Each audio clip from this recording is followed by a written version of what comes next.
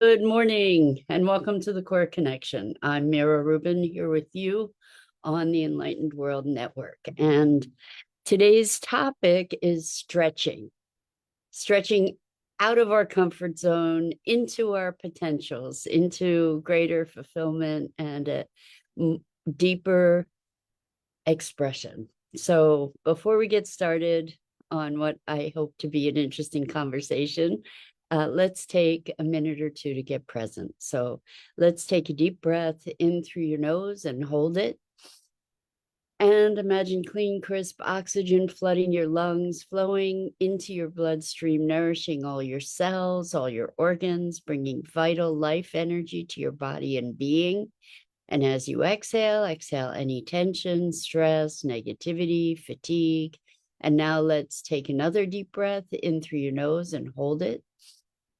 This time, imagine brilliant, bright light, lighting you up from the inside out, illuminating, electrifying, and energizing all your cells, your molecules, your electrons, creating a brilliant beam of light and energy from your heart out into the world. And as you exhale any remaining tension, stress, negativity, fatigue. And now let's press our palms together. Vigorously rub your hands together to feel the friction, the temperature, the pressure, the motion, the tickling and tingling when you stop. And allow all those sensations to bring you present right here, right now, into this remarkable physical form that enables you to experience life. Welcome, welcome, welcome. Good morning. Good morning, Rosalind. And it's so great to have you here with us this morning. And welcome to everybody else who's joining us. Great to be here with you. Today, we're talking about stretching and coming up against that edge of discomfort when you're being called to expand beyond that comfort zone, to step into new potentials, into the unknown, into the unfamiliar, facing your fears, allowing them to be, and also not allowing them to stop you when you know that moving forward is the best thing for you. So it's very interesting. This is sort of a personal thing that I'm experiencing at this moment. So I figured I'm not the only one experiencing some trepidation about stepping into the unknown. And we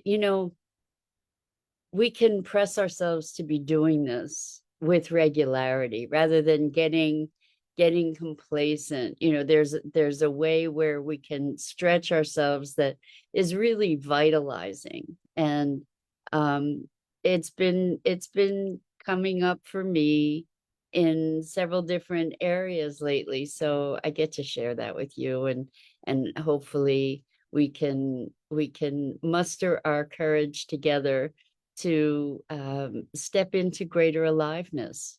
So dreaming a dream is one thing, right? Dreaming a dream and having a vision about something can be very enlivening and enriching and fulfilling, to a point, because dreaming the dream is not the same as acting on the dream, right?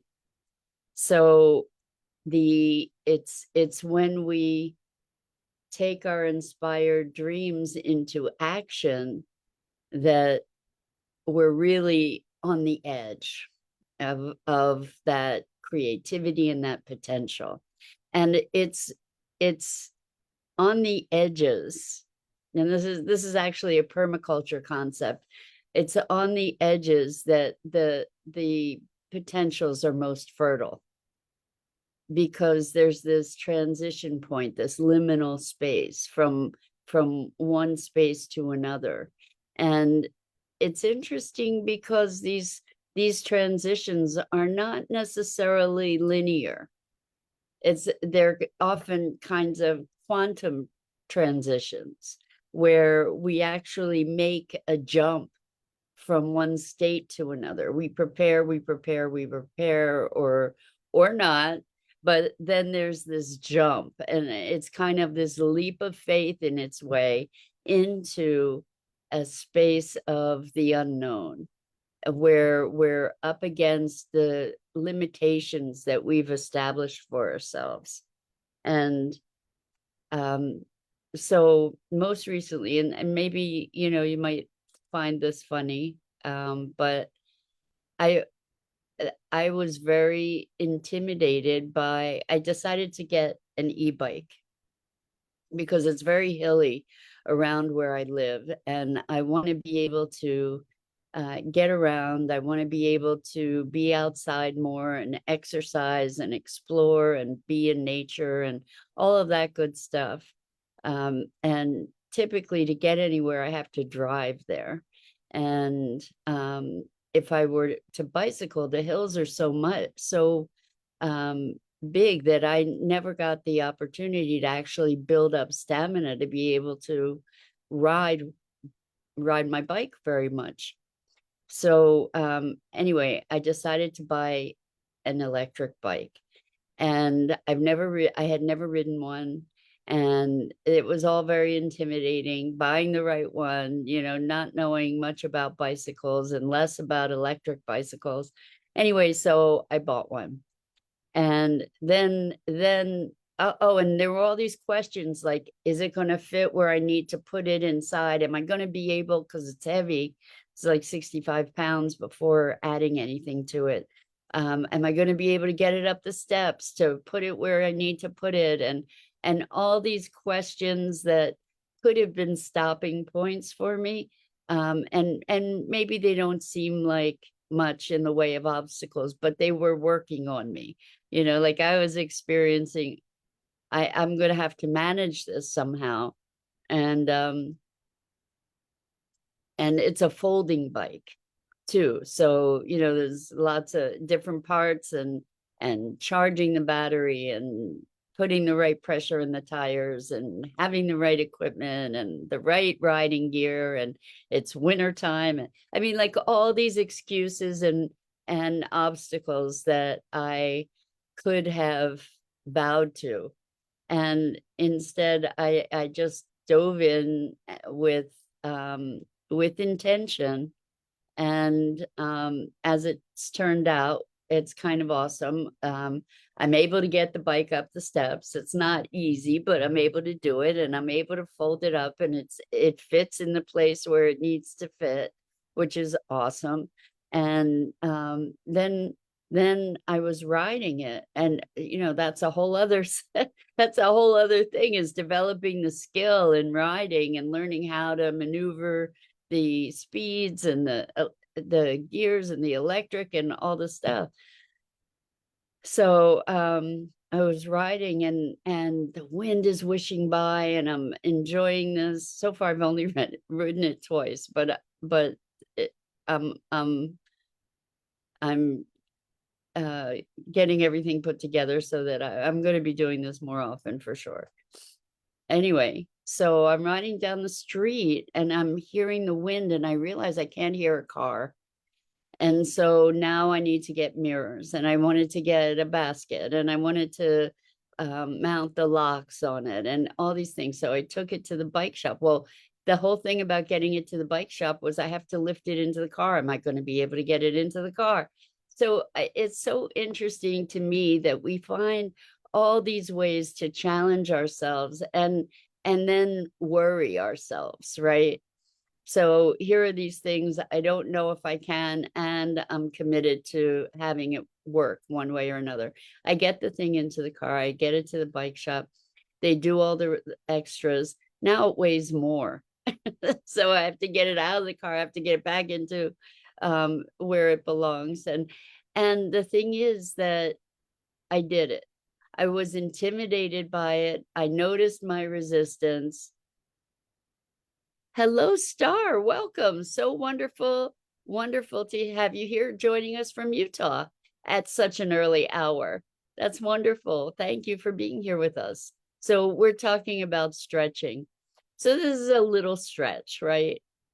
In a way, but really the stretch for me was making not just all the mechanics of this bicycle thing, but making a commitment to be really engaging in cycling, like taking that on, that this is something that is going to be part of my routine. My intention is to be able to ride it to go get groceries and do local traveling around this my basic neighborhood, as well as to go trail riding and all kinds of other things. So the intimidating piece, the most intimidating piece, was making that commitment to be riding a bicycle on a regular basis, to be using this as a form of transportation and exercise. It's not going to replace my car, but in some instances, hopefully it will. So, and then working up to being able to have the confidence to do those kinds of things with it. So it was a leap of faith, a commitment, faith in myself to be able to make that choice. And I'm sure that all of us, thank you, Star. Star says, brava, thank you.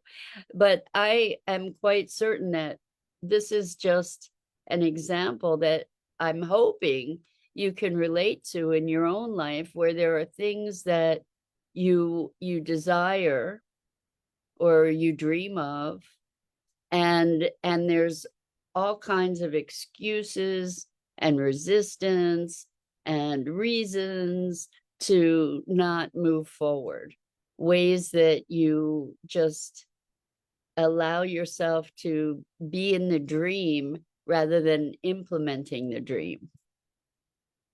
And I have to say that there's a sense of triumph and strength and accomplishment when we have these when we overcome our internal demons, right? When we allow ourselves to move beyond them. So courage is not being fearless. That's not what courage is. Courage is being willing to moving ahead, even though there's fear, right? And so when we engage courageously in life, we expand our opportunities for fuller and fuller expression. So Star says, totally, 72 years young here, still hiking and healthy, mostly, LOL. Wow, Star, that is so awesome. Yay. You're an inspiration. You're an inspiration. Thank you. So taking on new things especially as we get older, can become more and more intimidating, right? Because we're used to being able to do things well from the start, right? We forget the learning curve. I taught adult learners in software, Adobe software, graphic software, for 18 years. And I can tell you with certainty that adults have this thing about stumbling their way forward. Like we want to just be able to be triumphant and be able to do it just like that. And we forget that in learning to walk, we fell down a bunch of times first.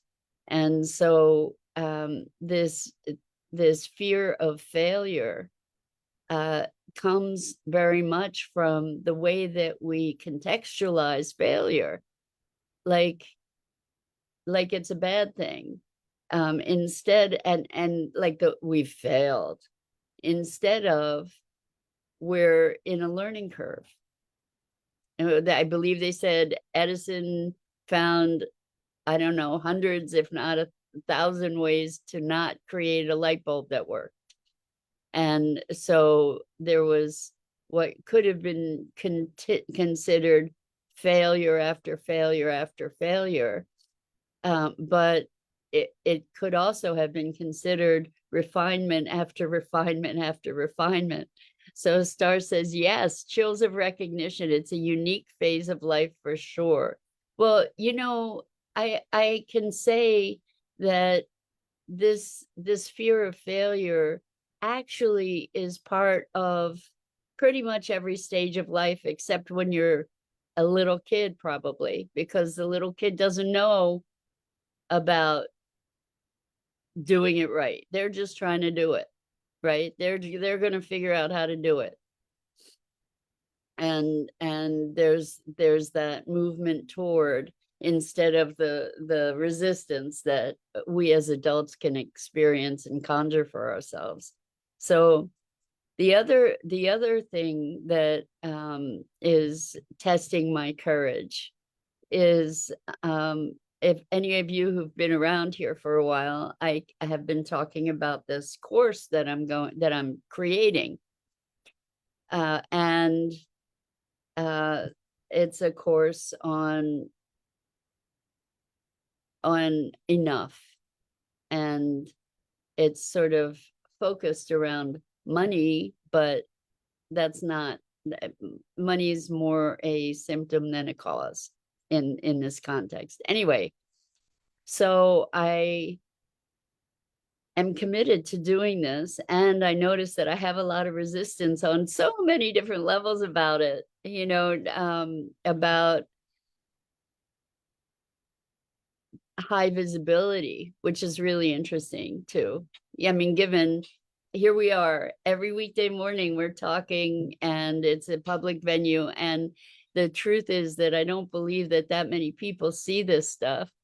And when I get feedback from folks who do or have seen it, it always shocks me. I have to say, because Rosalind, thank you to you. You are my rock. You know, you're here on a daily basis, which is remarkable. And then every now and then we get the blessing of other people like you, Star, popping in and joining us, and some other wonderful kind of regulars who join us as well. So but it's a very small group, an intimate group. And it's funny to talk about being in an intimate group here on Facebook, but that's, you know, that's how it feels to me. And the thought of thousands or tens of thousands or whatever, even hundreds of people seeing this is kind of intimidating to me, frankly. So Rosalind says, I see you. Thank you for these daily musings and thinking of new ways of being. Thank you, Rosalind. So anyway, I spoke to an organization yesterday who that assists people in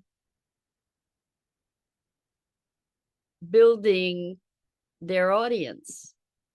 And I'm considering taking this plunge, and it's so wild to notice how these different levels of fear and anxiety come up. Now, this is a dream for me, right? I'm committed to it, and I've been dancing around it for a long time. And it's time to make it happen. And it requires not only a financial commitment from me to engage this group, but it also it's going to hold my feet to the fire in a way that if I didn't have that, I probably wouldn't. I would probably manage to procrastinate even longer. So taking these steps into our uncomfortable zone, into the unknown, into our fear, rather than avoiding it, to step into that is terrifying, perhaps.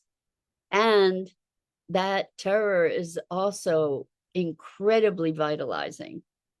Uh, we can often become paralyzed by fear, but in this case, what we're talking about is being energized. There's a very, very narrow uh, difference between fear and excitement. And uh, it's like this tightrope, and I feel like myself flopping back and forth between the two. And I'm imagining that you too have had those experiences, and I deeply encourage you to allow yourself to step into whatever that is. That's where life happens. That's where real aliveness happens, where we can get really engaged. And it, it's been enlightening for me to recognize all these different things that are coming up. The visibility thing, uh, the self, like the self assurance kind of thing. Is this something that I can do? I know it's something I can do. There's a part of me that's like, I never did that before. I don't know how to, and all of that conversation, to be able to notice the conversation and to not believe it, to not get sucked into all the reasons why we shouldn't do the things that we are really called into doing.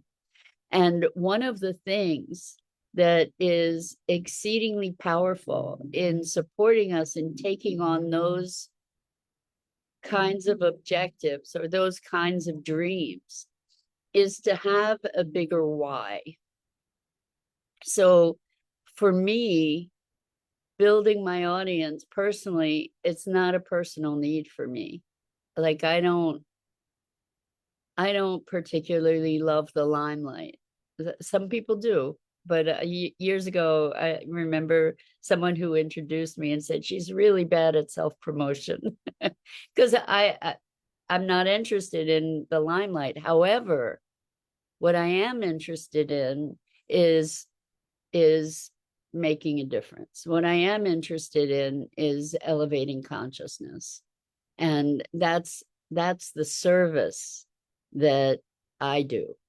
That's where I come from, is to have us all rise in our consciousness collectively. And so when I am able to connect to that greater why, that then helps to generate the courage that is called for. And I invite you to try that on with the dreams that you have. Like, what's your bigger why? And how can that mobilize you? How can that inspire you? How can that fortify you so that you have the ability to be courageous in the face of whatever the fears are around that dream? Because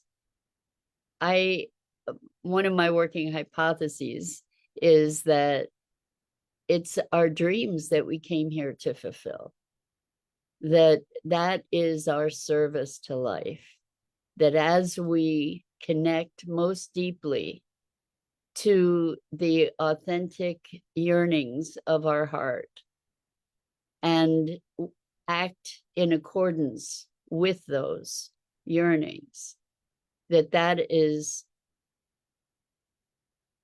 us fulfilling the reason we came here for. And you might not think we came here for a reason, and that's okay too.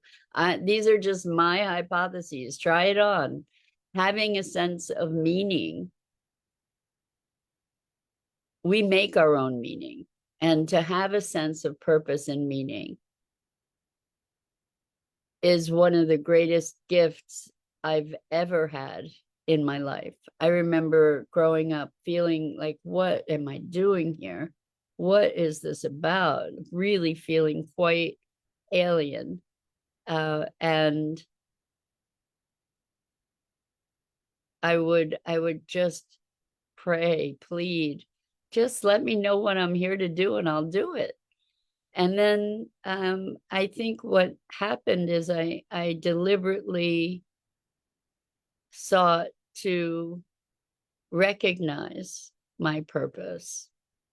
And it's always been my deepest passion has always been consciousness. And then what is the nature of consciousness? How do we raise consciousness? What is this beingness that we're doing here, or that we're being here? You get the picture.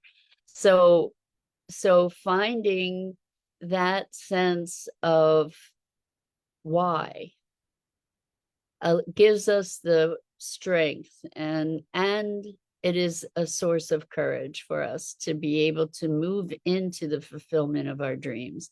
It's not selfish to pursue your dream in your deepest heart. That is the expression. Usually this dream is a dream that is scary. It's a scary dream to dream, but that's the one, or those are the ones that let you know that you're on track, because it's calling you to stretch beyond our self-imposed and culturally imposed limitations.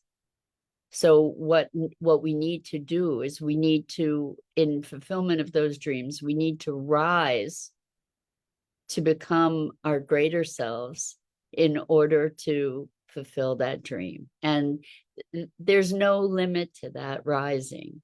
As we rise, our capabilities then expand, and our potentials, our unexplored and unexpressed potentials also expand. So Star says, thank you. We sure need all the light workers like yourself. Thank you, thank you, thank you. And Rosalind says, walk, run, and then dance. So beautiful. I love it. And maybe not wait to dance. Maybe we can start out by dancing and then learn to walk and run. I don't know. I kind of love that idea. Anyway, that's it for this morning. I'm Mira Rubin. This is the Core Connection. And I go live here each weekday morning at 9 a.m. Eastern on the Enlightened World Network Facebook page and YouTube channel. And I invite you to check out the other awesome programming on Enlightened World Network and Enlightened World Living.